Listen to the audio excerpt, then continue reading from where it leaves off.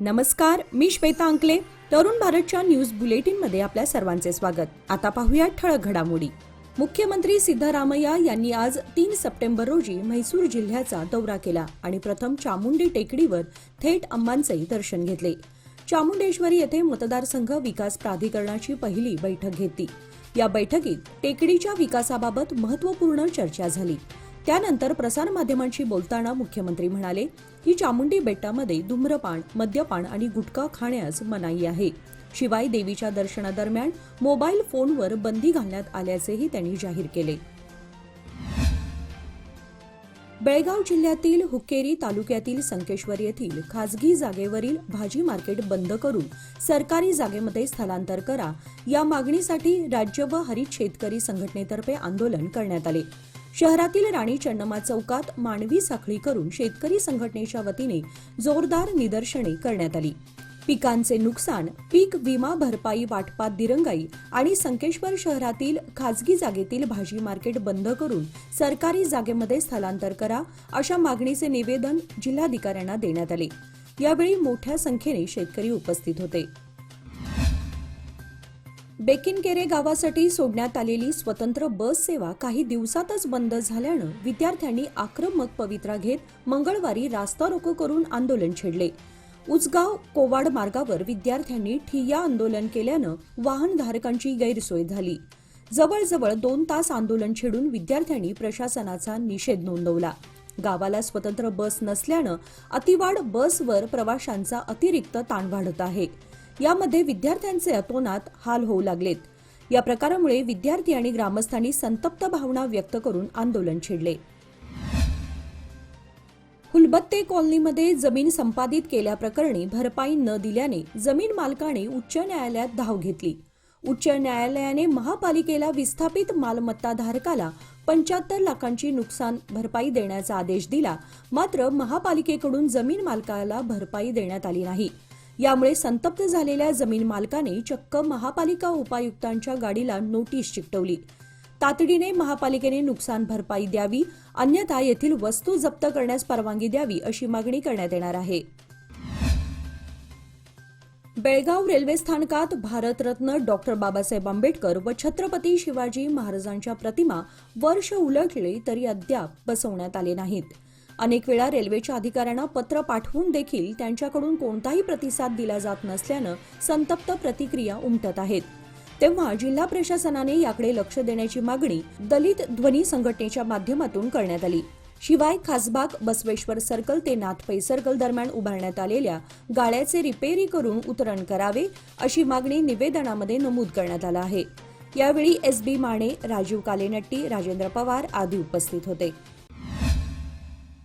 कमी कालावधीत आकर्षक परतावा लोकमान्य सोसायटी सादर करीत आहे अनमोल आर्थिक ठेव योजना, जी देते तुमच्या गुंतवणुकीवर 10% परतावा, तेही फक्त 13 महिन्यांमध्ये. अधिक माहितीसाठी कॉल करा 1800-212-4050. योजना फक्त सभासदांकरता. नियमवाटी लागू. लोकमान्य, जिथे पैसा वाढतो आणि नातं वृद्धिंगत होतं. खानापूर तालुक्यातील मेरडा येथील रहिवासी संतोष परशुराम मादार वय 46 यांचे रात्री अपघाती दुःखद निधन झाले. त्यामुळे सर्वत्र हळहळ व्यक्त करण्यात येत आहे. त्यांच्या पश्चात वडील, पत्नी, एक मुलगा व एक मुलगी असा परिवार आहे. याबाबत समजलेली माहिती अशी की 2 दिवसांपूर्वी संतोष मादार हे आपल्या दुचाकीवरून आपल्या गावाकडे जात असताना नंदगड नागरगाडी मार्गावर हलशी गावापासून काही किलोमीटर अंतरावर त्यांच्या दुचाकीला अपघात झाला होता. त्यामध्ये त्यांच्या डोक्याला गंभीर दुखापत झाली होती. त्यांच्यावर बेळगाव येथील KLE रुग्णालयात उपचार सुरू होते. मात्र उपचाराचा उपयोग न होता त्यांचे निधन झाले. पाण्याचा निचरा होण्यासाठी आणलेल्या पाईप घालाव्यात या मागणीसाठी भिवशी येथे जीवन शिंदे यांनी उपोषण चालू केले होते. मात्र अधिकाऱ्यांच्या आश्वासनानंतर मंगळवारी हे उपोषण मागे घेण्यात आले.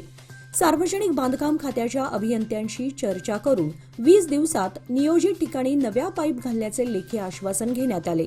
यानंतर जीवन शिंदे यांनी उपोषण मागे घेतले. याप्रसंगी सार्वजनिक बांधकाम खात्याचे अभियंता भंडारकर, निपाणी ग्रामीणचे पोलीस उपनिरीक्षक शिवराज नायकवडी, ग्रामपंचायत अध्यक्ष पोपट पाटील आदी उपस्थित होते. बेळगाव येथील उपसंचालक कार्यालयास भेट देण्यास गेले असता सदर कार्यालयाच्या खोल्यांची दुरावस्था झाली होती. सदर कार्यालयांच्या इमारतीची दुरुस्ती करण्यात यावी यासाठी उपसंचालक कार्यालयाच्या अधिकाऱ्यांनी मला निवेदन दिले होते. शिक्षण विभागाच्या उपसंचालक कार्यालयाच्या इमारतीच्या दुरुस्तीसाठी आपण वित्त विभागाच्या अधिकाऱ्यांना अंदाजपत्र काढण्यास सांगितलं असून इमारतीच्या दुरुस्तीसाठी आम्ही प्रयत्नशील असल्याचे प्रतिपादन कर्नाटक सरकारचे दिल्ली विशेष प्रतिनिधी आणि विधान परिषद सदस्य प्रकाश हुक्केरी यांनी सांगितले. ते एकसंबा येथे पत्रकारांशी बोलत होते. भुयारी गटार योजनेच्या कारणापोटी गत 10 वर्षांपासून संकेश्वर शहरातील संपर्क रस्ते पुनर्बांधणीकडे दुर्लक्ष करण्यात आले आहे. यंदा पावसाने महिनाभर झोडपून काढल्यानं रस्त्यांच्या दुरावस्थेत भरच पडली. परिणामी गणरायाचे आगमन खड्ड्यातूनच होणार असल्यानं शहरवासियांतून नाराजी व्यक्त करण्यात येत आहे. दरम्यान युजेडी योजना रखडल्यानं शहरातील रस्त्यांची पुनर्बांधणी थांबली आहे. याचा फटका वाहनधारकांना बसतोय. उज्ज्वल भविष्याच्या गुंतवणुकीची सुरुवात लोकमान्य सोसायटी सादर करीत आहे. मान्सून ठेव योजना जी देते तुमच्या गुंतवणुकीवर 10.25% परतावा, तेही फक्त 500 दिवसांमध्ये. अधिक माहितीसाठी कॉल करा 1800-212-4050. योजना फक्त सभासदांकरता. नियम वाटी लागू. लोकमान्य, जिथे पैसा वाढतो आणि नातं वृद्धिंगत होतं. रायबाग तालुक्यात गणेशोत्सव डीजे मुक्त व शांततेत साजरा करावा. श्रींचे आगमन आणि विसर्जनादरम्यान मिरवणुकीमध्ये पारंपरिक वाद्यांना प्राधान्य द्यावे असे आवाहन पोलीस उपनिरीक्षक BS मंटूर यांनी केलं. रायबाग येथे शांतता बैठकीत ते बोलत होते. या ठिकाणी शहरासह ग्रामीण भागातील गणेश मंडळांचे कार्यकर्ते आणि पदाधिकारी उपस्थित होते. गणेश चतुर्थी अवघ्या 4 दिवसांवर येऊन ठेपली आहे. येथील कुंभार मूर्तिकार अत्यंत उत्कृष्ट मूर्ती बनवत असल्याने कणगले परिसरासह समीप असलेल्या निपाणी, चिकोडी तालुक्यातील गावातून मागणी वाढली आहे. यामुळे मूर्तिकारांची धावपळ उडाल्याचं चित्र पाहायला मिळत आहे. दरम्यान वाढत्या महागाईमुळे गणेश मूर्तीच्या दरामध्ये साधारणतः 25 ते 30% वाढ झाली आहे.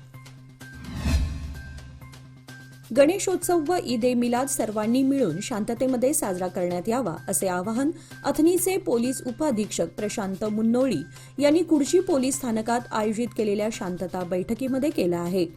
पोलीस स्थानकाच्या आवारात शांतता सभेचे आयोजन करण्यात आले होते. यावेळी गणेश उत्सव मंडळाचे कार्यकर्ते तसेच मुस्लिम समाज बांधव उपस्थित होते.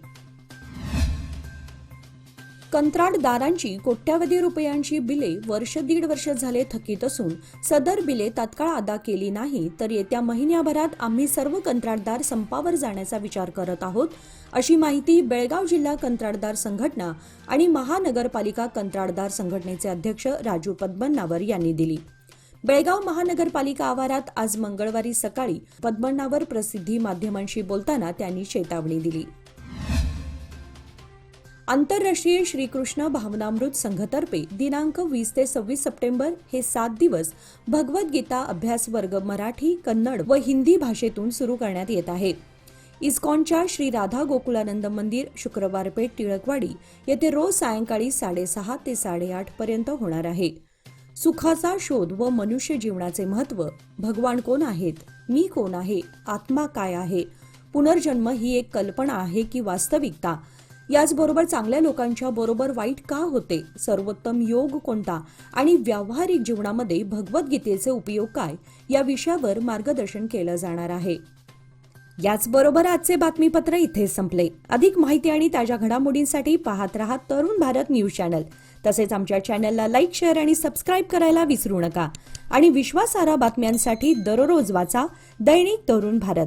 धन्यवाद.